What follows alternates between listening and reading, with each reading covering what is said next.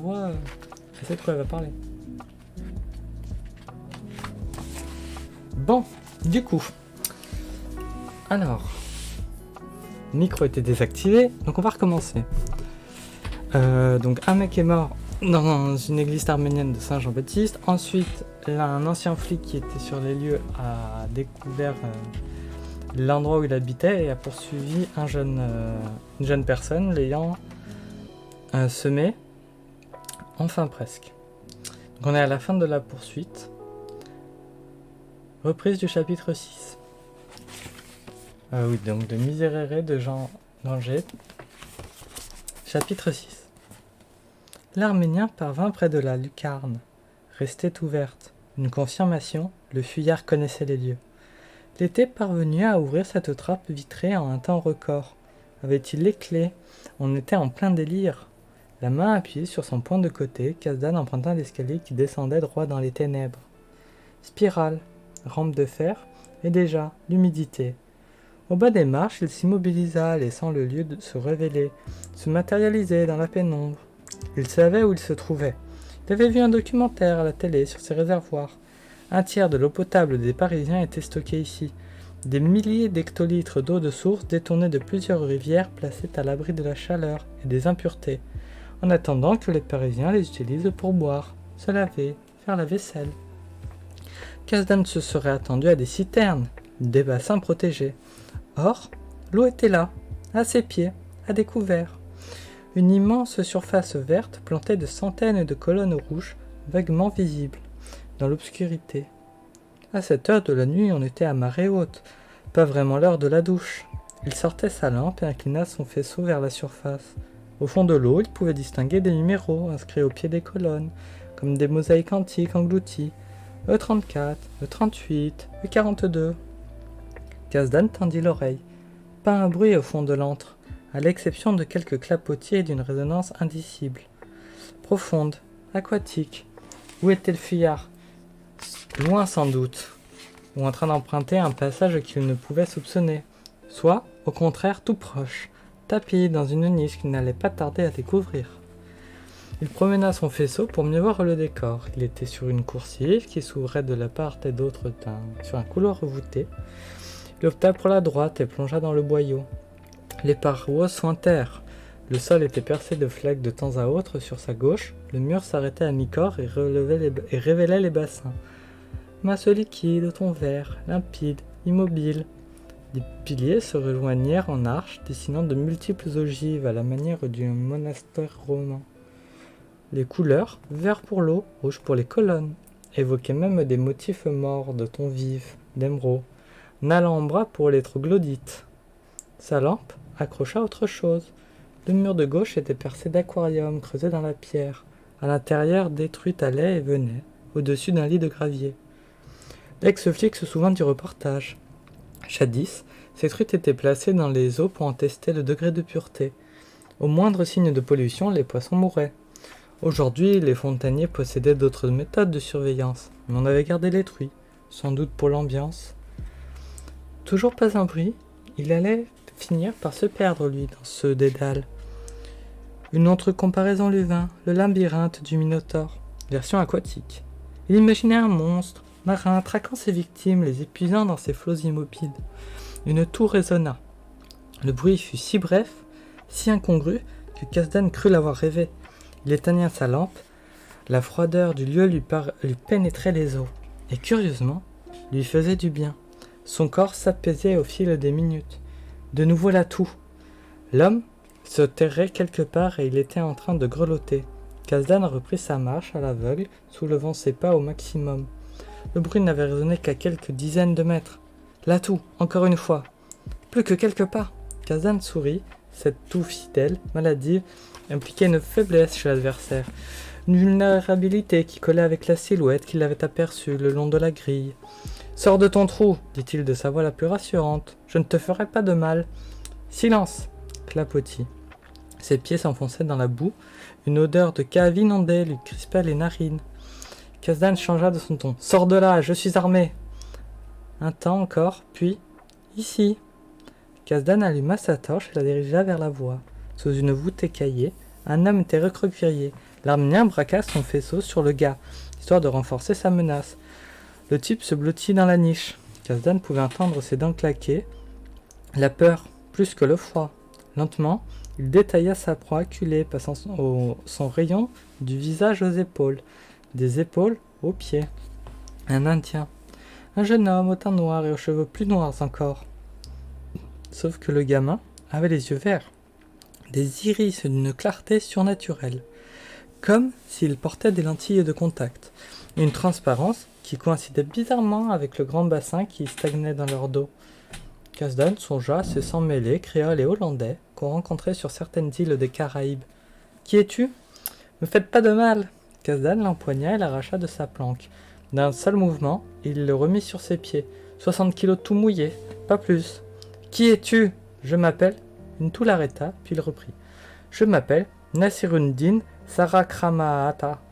Et tout le monde m'appelle Nassir. Tu m'étonnes, d'où tu viens ? De l'île Maurice. » L'exotisme continuait. Un flic arménien interrogeait un Mauricien au sujet d'un maître de cœur chilien. N'est plus une enquête, mais de la World Kitchen à ce niveau-là. Qu'est-ce que tu foutais chez Goethe ? Je suis venu récupérer mes affaires. Tes affaires ? Un frêle sourire se dessina sur les lèvres rosées de l'Indien. Un sourire que Kazdan eut aussitôt envie d'écarter d'un coup de poing. Il commençait à deviner de quoi il s'agissait. Je suis ami de Willy, enfin, de Wilhelm. Kazdan lâcha sa prise. Explique-toi. Le jeune homme se tordilla d'une manière déplaisante. Il reprenait du poil de la bête. Son ami. Son boyfriend, quoi. Kazdan observa son prisonnier. Une minceur de la silhouette, à taches fines et fragiles, portant des bagues, bracelets, jeans taille basse. Autant de détails qui sonnaient comme des confirmations. Mentalement, l'Arménien battit ses cartes et réordonnait son jeu. Wilhelm Goetz avait une raison d'être si discret sur sa vie privée. Un PD à l'ancienne, qui dissimulait ses préférences sexuelles, comme un secret honteux. Kazdan inspira une grande bouffée d'air humide et puis ordonna « Raconte !» Qu'est-ce que vous voulez savoir ? Tout. Pour commencer. Fin du chapitre 6.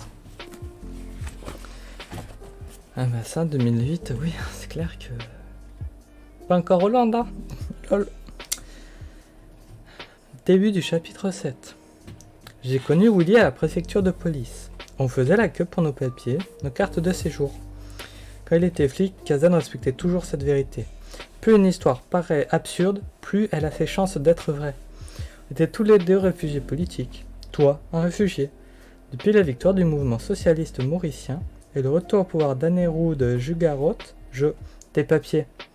Le Mauricien palpa son blouson et en sortit son portefeuille. Kazdan lui arracha des mains. Des photos de l'île, de Gotz, de minet huilé, des préservatifs. L'Arménien eut un haut le cœur. Il luttait contre son dégoût et sa violence, qui lui battait sous la peau et ne demandait qu'à jaillir. Enfin, il trouva la carte de séjour et le passeport. Kazdan les empocha et balança le reste à la tête du minet. Supprimé. Mais, ta gueule, cette rencontre, c'était quand ? En 2004, on s'est vu, on s'est compris. Le minou parlait d'une voix nasillarde avec un accent indolent, mi-indien, mi-créole.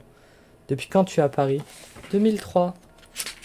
Tu vis chez Goetz ? Je dormais chez lui 3 fois par semaine, mais on s'appelait tous les jours. Tu as d'autres mecs ? Non ? Te fous pas de ma gueule. Le minet se contorsionna avec langueur. Tout en lui respirait la féminité. Kazdan avait les nerfs en pelote, vraiment allergique aux lopettes. Je rencontre d'autres hommes, oui. Te paye ? L'oiseau exotique ne répondit pas. Kazdan lui braqua la lampe dans la gueule et l'observa plus en détail. Un visage de félin sombre, aux mâchoires avancées, un nez court, de petites narines rondes, collées près de l'arête comme des piercings, des lèvres sensuelles plus claires que la peau, et ses yeux clairs, éclatant dans ce visage cuivré, sous des paupières légères gonflées de boxeur. Pour ceux qui aimaient ça, le petit mec doré devait être à croquer. Il me demandait sous, oui. Gotz aussi ? Oui aussi. Pourquoi tu es venu chercher tes affaires justement ce soir ? Il toussa encore, puis cracha. Je ne veux pas l'ennui. Pourquoi tu aurais des ennuis ? Nassir leva les yeux langoureusement. Des larmes accentuaient l'éclat de ses iris. Je suis au courant pour Willy. Il est mort, il a été assassiné. Comment le sais-tu ? Ce soir, on avait rendez-vous dans un café rue Vieille du Temple. Il n'est pas venu. Je me suis inquiété, j'ai donc appelé l'église Saint-Jean-Baptiste. J'ai parlé au curé. Saint-Jean-Baptiste est une église arménienne, nous n'avons pas de curé mais des pères. Oui, enfin je lui ai parlé, et il m'a dit ce qui s'était passé. Comment avais-tu les coordonnées de la cathédrale? Willy m'avait donné un planning, une sorte d'emploi du temps, les lieux, les heures, les coordonnées des églises, des familles où il donnait des cours. Comme ça, je savais toujours où il était.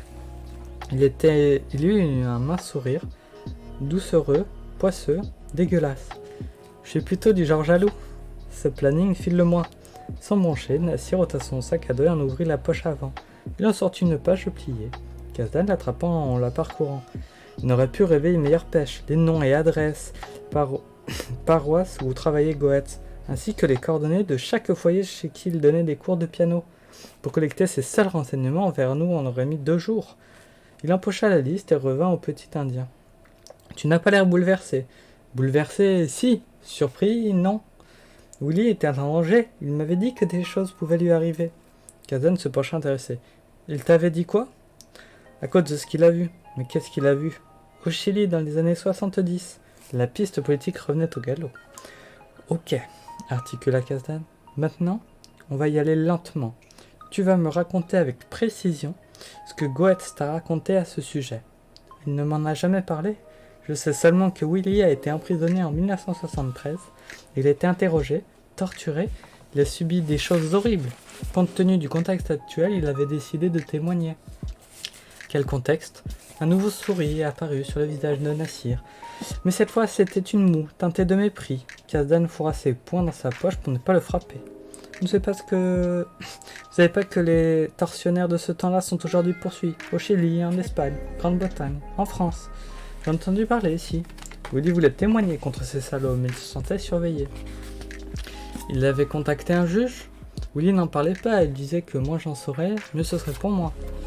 L'histoire lui paraissait rocambolesque. Il ne voyait pas comment l'orchestre pouvait se sentir menacé à ce point pour des histoires vieilles de 35 ans et des procès qui n'auraient jamais lieu. Les accusés mourant dans leur belle mort avant la fin de leur procès, comme l'avait fait Augusto Pinochet quelques mois auparavant. Il t'a donné des noms? Je répète, il ne me disait rien, il avait même peur. Ces gens savaient donc qu'il s'apprêtait à parler? Oui. Et tu n'as aucune idée de ce qu'il voulait révéler. Je ne sais qu'un seul truc, ça concerne le plan Condor. Le quoi? Vous êtes nul! Kazan leva la main. L'Indien rentra la tête dans ses épaules face à la carrure de l'Arménien. Il paraissait minuscule. Vous ne connaissez que la violence, murmura Nassir d'un ton buté. Willy luttait contre les gens comme vous. Le plan Condor, c'est quoi? Le Mauricien prit son souffle. Au milieu des années 70, les dictatures d'Amérique latine ont décidé de s'unir pour éliminer tous leurs opposants. Le Brésil, le Chili, l'Argentine, la Bolivie, le Paraguay et l'Uruguay ont créé une sorte de milice internationale chargée de traquer les gauchistes qui s'étaient exilés. Ils étaient décidés à les retrouver partout en Amérique latine, mais aussi aux USA et en Europe. Le plan Condor prévoyait de les enlever, les torturer puis de les tuer. Kazdan n'avait jamais entendu parler de ça. Comme pour l'enfoncer, Nassir ajouta. Tout le monde connaît cette histoire, c'est la base. Pourquoi Goethe aurait-il détenu des informations sur cette opération? Peut-être qu'il avait entendu quelque chose quand il était prisonnier? Simplement qu'il pouvait reconnaître ces tortionnaires, des gars qui avaient joué un rôle dans cette opération, je ne sais pas. Quand allait-il témoigner? Je sais pas, mais il avait pris un avocat. Tu as son nom? Non. Kazdan songea qu'il faudrait étudier son relevé téléphonique. À moins que la vieille pédale ne soit méfiée et utilisait une cabine, il imagina son mode de vie paranoïaque, se méfiant de tout et de tout. En même temps, il se souvint que sa porte n'était pas verrouillée, compris avec un temps de retard que c'était le petit Indien qui avait ouvert le verrou. Tu avais les clés de l'appartement de Goethe? Oui, Willy me faisait confiance. Pourquoi es-tu venu prendre tes affaires? Je veux pas être mêlé à ça, avec la police.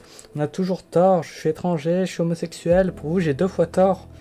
Je te le fais pas dire. À 16h aujourd'hui, où étais-tu? Vous me soupçonnez? Où étais-tu? À Ammanam, des grands boulevards. On vérifiera. Il avait dit cela machinalement. Il ne vérifiait rien du tout, pour la simple raison qu'il ne soutenait pas le minet, pas une seconde. Parlons un peu de vos vies à deux. Nassir osa une épaule et oscilla des hanches. On vivait cachés, Willy ne voulait pas que ça se sache. Je pouvais venir chez lui que la nuit. Il avait peur de tout. Moi je crois que Willy était traumatisé par ces années de torture. Il avait d'autres amants? Non, Willy était trop timide, trop pur. Il était mon ami, mon vrai ami. Même si notre relation était difficile, il était en accord avec ce que je pouvais faire, à côté. Il n'était même pas d'accord avec lui-même. Il n'acceptait pas ses propres tendances. Il était déchiré par sa foi, vous comprenez? Plus ou moins. Pas de femme? Nassir gloussa. Kazan enchaîna. À ton avis, il aurait pu voir des ennemis en dehors de son passé politique? Non, il était doux, calme, généreux. Il n'aurait pas fait de mal à une mouche, il n'avait qu'une passion, c'est choral. Il avait un don avec les enfants. Il comptait mettre en place une formation pour les chanteurs qui mûrissaient et qui voulaient continuer la musique. Vous l'auriez connu, il... Je le connaissais. Nassir leva un regard d'incompréhension. Comment vous pouvez le laisse tomber? Quand tu as fui tout à l'heure, tu es venu droit ici. Tu connaissais l'endroit? Oui. On venait dans ces bassins avec William. On aimait se cacher, enfin, vous voyez. Il est où ça encore? Pour les sensations. Kazan eut une vision bien nette. Les deux hommes s'envoyaient en l'air au-dessus de la masse d'eau verdâtre. Il ne savait pas s'il avait envie de vomir ou d'éclater de rire. File-moi ton portable. Nassir s'exécuta. D'un doigt, Kazan enregistra ses propres coordonnées et se baptisa flic. Mon numéro, s'il te revient quoi que ce soit, tu m'appelles. Je m'appelle Kazdan. Ça s'il a frappé, non? T'as une piole? Une chambre de bonne, oui. Ton adresse? 137 boulevard Malesherbes. Kazdan nota l'adresse puis enregistra le numéro de son cellulaire en guise de geste d'adieu. Il saisit son sac à dos, le retourna et le vida sur le sol boueux. Une brosse à dents, 2 livres, des chemises, des débardeurs, des bijoux en toque, quelques photos de Goethe. Une petite vie de pédale triste, résumée en quelques objets. L'Arménien en éprouva de la pitié, et cette pitié même le débecta. Malgré lui, il se baissa pour aider le môme à ramasser ses affaires. À ce moment, Nassir attrapa doucement sa main. « Protégez-moi, peut-être qu'ils vont me tuer moi aussi. Je ferai ce que vous voulez. » Kazan retira vivement ses doigts. « Casse-toi, et mes papiers, je les garde. Je les récupérerai quand je les aurai décidés. Casse-toi. » L'indian ne bougeait pas. Le regard langoureux, Kazan hurla pour de bon. « Casse-toi avant que je t'éclate !» Fin du chapitre 8. 7. Fin du chapitre 7. Eh bien, ça en passe des choses. Hein. Chapitre 8. Parquet flottant, c'était bien le mot. Le sol de l'appartement s'enfonçait sous ses pas et lui donnait l'impression de tanguer. À la manière d'un pont de navire filant au ras des crimes du parc, qu'on apercevait par la porte-fenêtre encore ouverte. Kazdan la verrouilla, ferma les rideaux, chercha, le long du châssis, un commutateur. Non qu'un système commandait un store roulant. Il trouva le bouton et l'actionna. Le volet descendit lentement, fermant la pièce au monde extérieur et à la clarté des réverbes. Quand l'obscurité fut complète, Kazdan fermait les 2 portes de la pièce, à tâtons, puis sortit sa searchlight en quête d'un autre interrupteur, celui de la lumière. Il ne risquait plus d'être aperçu en dehors, il alluma un lustre. Un salon bon marché se releva, un canapé affaissé, une bibliothèque en contreplaqué, des fauteuils dépareillés. Goethe ne s'était pas ruiné en mobilier. Aucun tableau au mur, pas de bibelot sur les étagères, aucune note personnelle dans la décoration. L'ensemble évoquait plutôt un meublé à 2 balles. Kazdan s'approcha de la bibliothèque. Des partitions, des biographies de compositeurs, quelques livres en espagnol. Goethe avait appliqué son goût de la discrétion à son propre appartement. Il n'y avait rien à trouver ici. L'Arménien enfila ses gants de chirurgien et regarda sa montre. Presque minuit. Il prenait le temps qu'il faudrait, mais passerait l'appartement en peigne fin. Il commençait par la cuisine, à la lueur des réverbes, de la vaisselle propre sur l'égouttoir, à côté de l'évier, des assiettes et des verres alignés sur le placard.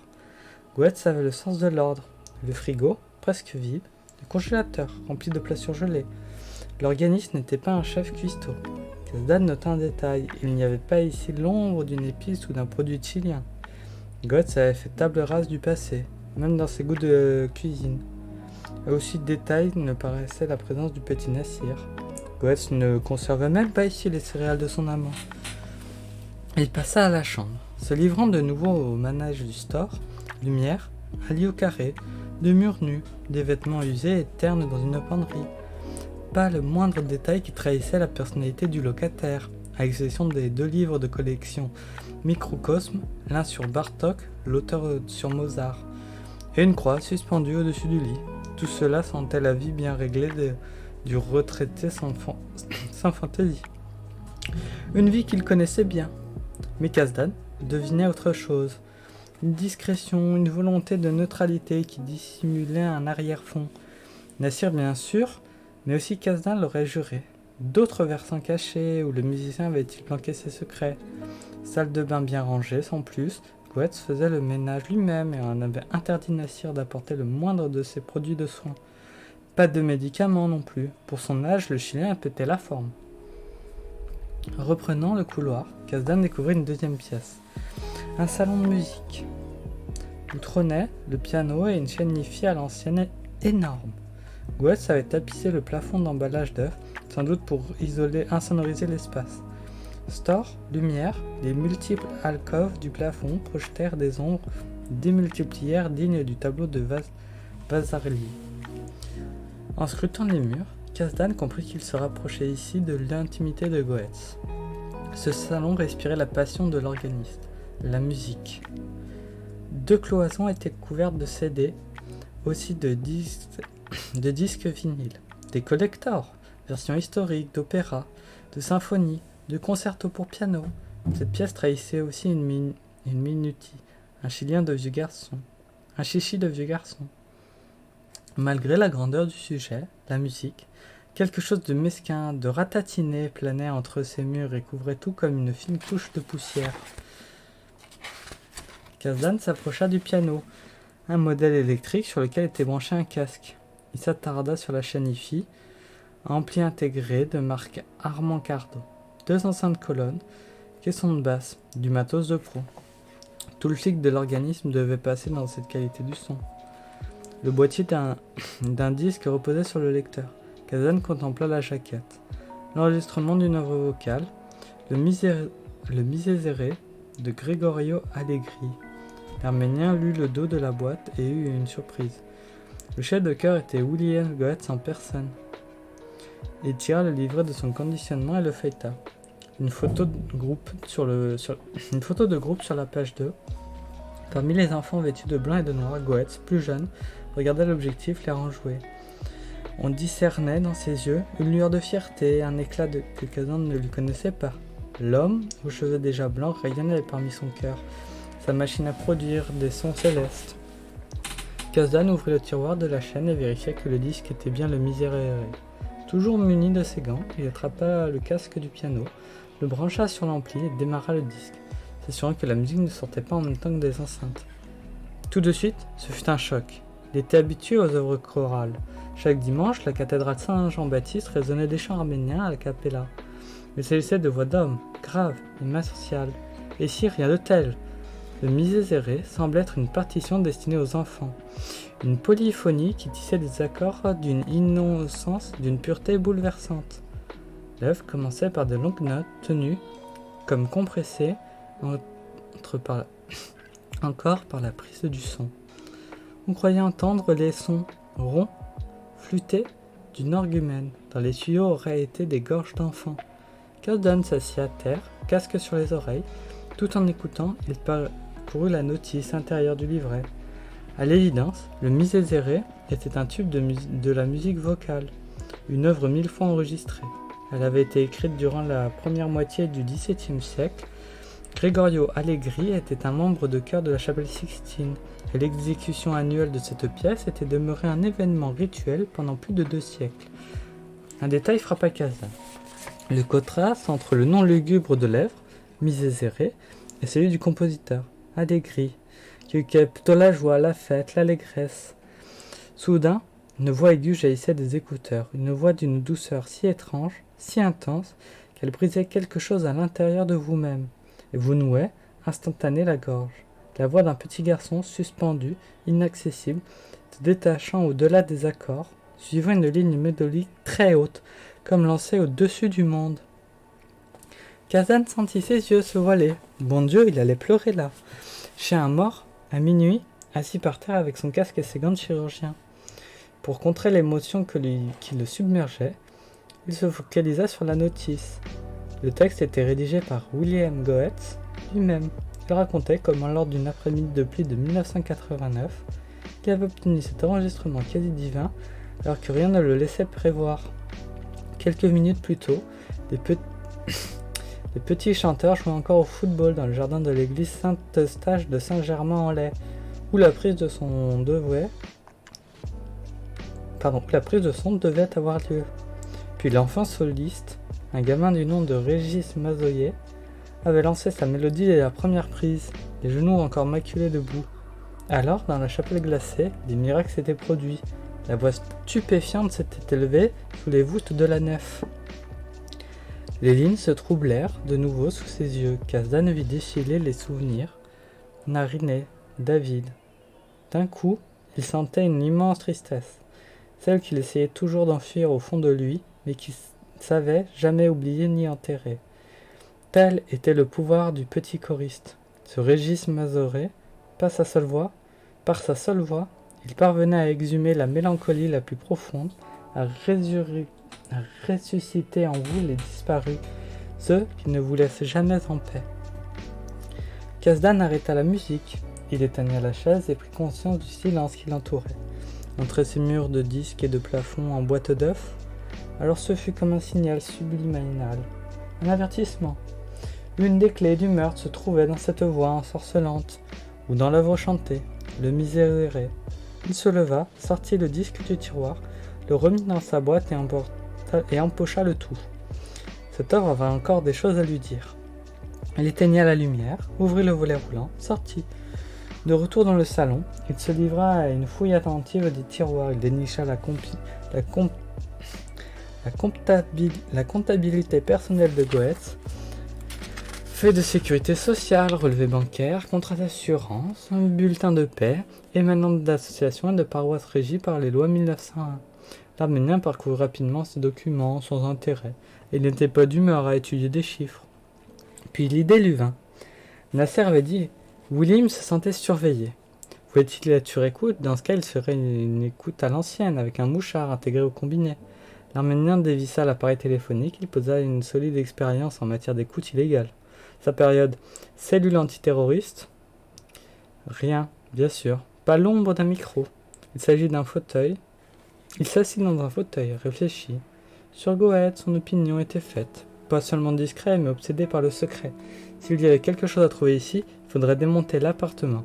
Kazdan n'en avait ni le temps ni le pouvoir. Son regard se posa sur l'ordinateur, posé sur le bureau, dans le coin du salon. Il n'en a non plus rien à faire, la machine était sans doute scellée par un mot de passe, et si elle abritait de secrets, Goetz aurait dû prendre soin de les cacher aussi bien que le reste. Kazdan laissa sa pensée divaguer. Il soupçonnait l'information essentielle de la soirée. Goetz, homosexuel. Cela ouvrait une possibilité nouvelle. Un crime passionnel. Pas Nassir, mais un autre amant, parallèle au petit Mauricien. Andine qui en voulait au Chilien pour une raison ou une autre, et en avait voulu le tuer par la douleur. Autre possibilité, la mauvaise rencontre d'une soirée. Kazdan avait beau lutter contre ses préjugés, pour lui tous les homosexuels étaient des queutards, des baiseurs jamais apaisés. Goetz avait-il croisé un psychopathe sur sa route? Il laissa errer son regard à travers la pièce. Il détaillait chaque recoin, chaque plainte, à la recherche d'il ne sait quoi. Soudain, son regard s'arrêta sur une anomalie. Au-dessus de la tringle à voilage de la baie vitrée, il attrapa une chaise et se hissa à hauteur des châssis. Il observa la zone qui présentait une différence de couleur entre la porte-fenêtre et le plafond. À l'évidence, on avait repeint cette bande étroite. Kazdan la palpa, à la recherche d'un relief. Ses doigts captèrent une bosse. Il passa sa main plusieurs fois dessus. Une forme circulaire de la taille d'une pièce d'1 €. Il partait dans la cuisine, cherchait un couteau et remontait sur son perchoir. Avec précaution, il creusa autour de la forme puis glissa la lame au-dessous. D'un coup sec, il fit craquer la peinture et détacha l'objet. Une onde de glace le traversa. Il tenait dans sa paume un micro. Et pas n'importe lequel. Un de ces modèles de marque coréen qu'utilisait l'atelier de la PJ ces dernières années. Lui-même l'avait souvent posé quand il sonnait dans les appartements des suspects. Le mouchard contenait un capteur de sensibilité qui l'actionnait selon un certain seuil de bruit. Le claquement de la porte d'entrée, par exemple. Le froid se dilua dans ses veines à mesure que ses idées se précipitèrent. William Goetz était bien sous surveillance, mais pas d'une milice chilienne ou de babous sud-américaine. Il était écouté par le service de la PJ, ou encore les RJ, ou la DST, dans tous les cas, du pur jus franchouillard. Kazdan contempla sa pièce à conviction, puis observa le téléphone fixe. Le fait qu'il n'y ait pas trop de micros pour le combiner ne prouvait rien. Aujourd'hui, les lignes étaient surveillées par la police à la source, à travers France Télécom ou les opérateurs de téléphone portable. Cela, il pouvait le vérifier en passant quelques coups de fil. Il empocha le zonzon et recommença sa fouille de l'appartement. Cette fois, il savait qu'il y cherchait. En moins d'une demi-heure, il découvrait 3 micros. Un dans la chambre, un dans la cuisine, un dans la salle de bain. Seul le salon de musique avait été épargné. Kazan fit jouer dans sa paume gantée ses 4 mouchards. Pourquoi les flics épiaient-ils le Chilien? Était-il vraiment sur le point de témoigner dans un procès de crime contre l'humanité? En quoi cela pouvait-il concerner la boîte? Kazan retourna vérifier si ses prélèvements ne laissaient pas trop de traces apparentes. Si Verneau et ses acolytes ne fouillaient que superficiellement l'appart, ils n'y verraient que du feu. L'Arménien remit les meubles en place, éteignit la lumière, releva les stores et partit à reculons, refermant la porte d'entrée en douceur. Il en avait assez pour cette nuit. Fin du chapitre 8. Eh bien, le mec est mort et en plus les gens regardent tout son appart. Mais c'est pas sympa ça. Chapitre 9. Le cri le traversa de part en part. Ce n'était pas lui, Cédric Volokin, qui avait hurlé, mais son ventre. Une souffrance inouïe jaillit du plus profond de ses tripes, se transformant en souillon de feu dans sa gorge. Et il avait vomi. Et vomi encore. Maintenant ce n'est plus qu'une poussée et une convulsion, déchirant tout sur son passage, résonnant contre ses cartilages, lacérant son cerveau, le propulsant aux limites de l'évanouissement. À genoux, au-dessus de la couvette des Gogus, Volokoni sentait la brûlure palpiter dans sa tranchée, et la peur, déjà, de la prochaine décharge. Loin, très loin, il perçut des pas. Son voisin de piole venait voir s'il n'était pas en train de crever. « Ça va pas ?» Il lui fit signe de se casser. Il voulait souffrir jusqu'au bout, seul, toucher le fond, pour ne plus jamais remonter. L'autre recula alors que déjà un nouveau spasme le propulsait dans le trou. Il tremblait au-dessus de la lunette, un filet de bave coulait de ses lèvres, goûtant jusqu'à la bile qui remontait au creux des chiottes. Volokin ne bougeait plus. Le moindre geste, le moindre déglutissement pouvait réveiller la bête. En même temps, il se voulait stoïque. Il ne prendrait aucun traitement, ni méthadone, ni subutex. On l'avait transféré ici, dans ce foyer de l'Oise, le temple du non-médoc. Eh bien, il s'en tira à ce nom, radical jusqu'au bout. La crise reculait, il le sentait, la fièvre s'atténuait pour laisser place au froid. Un jus glacé dans ses artères, cliquetis de cristaux, blessant les parois de ses veines. Il était à son 2e jour sans calme, l'un des pires, avec le 3e. Et pour dire la vérité, pas mal de ceux qui allaient survivre. Mais il fallait s'accrocher pour se prouver à soi-même qu'on n'était pas malade, ou du moins que la maladie n'était pas incurable. On pouvait s'en sortir, il le fallait, on lui en avait parlé, dans son esprit violenté par le manque, cette idée sonnait comme un mythe, une rumeur invérifiable. Il se redressa, se laissait choir sur le cul, dos au mur, bras gauche posé sur sa lunette, bras droit ouvert, comme en attendant d'un fixe. Il baissa les yeux sur ce meuble, sur ce membre, détaché de lui-même, jaune, bleu, violacé, aussi maigre qu'une liane. Il éclata d'un rire bref, sinistre. « Tu tiens pas la grande forme, Volo. » Il se massa lentement l'avant-bras, sentant la peau dure comme une écorce, les muscles, les os là-dessous, serrés, rongés. 2 jours sans calme. Aujourd'hui, il avait essayé le trou noir classique. Le calme avant la tempête. Quand le monstre sort du puits pour exiger sa nourriture, il avait attendu que l'hydre jaillisse, sorte sa tête hideuse, et était apparu sur le coup de minuit. Et voilà 2 heures qu'il se débattait avec elle, façon héros de l'Antiquité. Il noua les 2 bras autour de ses épaules et tenta de réprimander ses tremblements. Il claquait tellement des dents et des os que la lunette à côté de lui tressaillait à contre-rythme. Il sentait son estomac se soulever à nouveau et crut qu'il était bon pour le trou. Mais non, après un rot sec, son ventre se relâcha brusquement. « Tu tiens le bon bout !» Il allait pouvoir ramper jusqu'à sa chambre et prier pour que le sommeil l'emmène au moins jusqu'à l'aube. 2 jours, l'enfer avait tout de même une autre gueule. Il trouva la chasse d'eau, actionna le mécanisme. À 4 pattes, il commençait à avancer. Sa chemise trempée de sueur lui collait au dos. Des frissons lui faisaient vibrer les bras, comme lorsqu'on est à sa 50e pompe. Retour dans la chambre. Se blottit contre son duvet, suppliait le sommeil. Quand il se réveilla, sa montre indiquait 4h20. Il était resté sans connaissance plus de 2 heures, mais n'avait pas dépassé la porte des chiottes. Il s'était simplement évanoui, là, sur le carreau, au sens propre du terme. Il reprit sa marche, rythme de limaces, se recroquevillant encore, s'arc-boutant dans ses frusques raideurs de sueur sèche, et parvint jusqu'au couloir. Un vague espoir en lui. Il allait ressortir plus fort de ce cauchemar. Oui, plus fort et tatoué au fer rouge, jusqu'à ce que les moindres repris de son cerveau, plus jamais ça. Il parvint à se mettre debout, épaule contre la chambranle,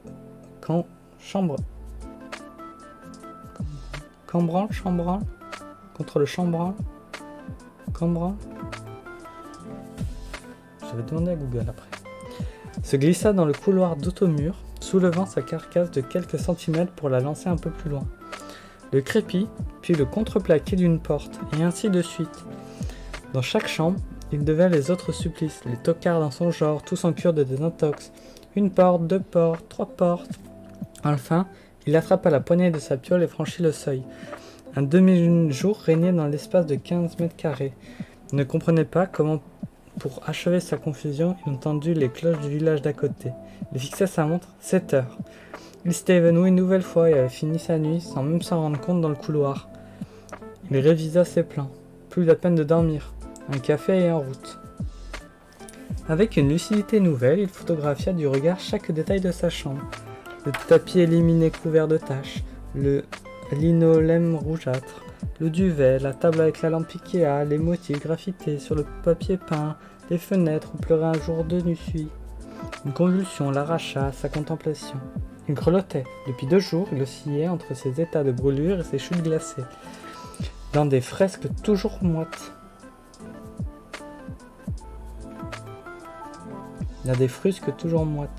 Du blanc des yeux aux orteils, il avait la même teinte jaunâtre, ses urines étaient rouges, ses fièvres noires. Au fond, le manque s'aperçait à une maladie tropicale, une saleté qui serait contrariée dans un pays lointain, pourri qu'il connaissait bien, les terres boueuses de l'héroïne.